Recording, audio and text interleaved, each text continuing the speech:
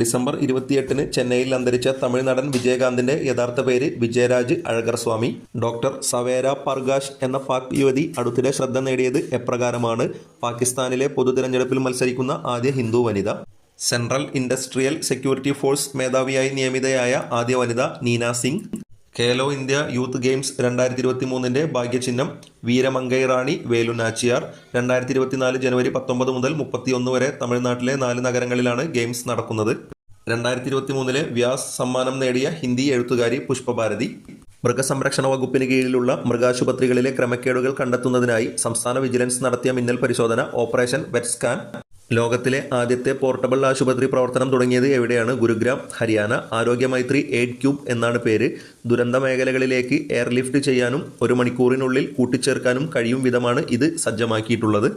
ഏത് സംസ്ഥാനത്താണ് ജനസമ്പർക്ക പരിപാടിയായ പ്രജാ ദർബാർ ആരംഭിച്ചത്? തെലങ്കാന.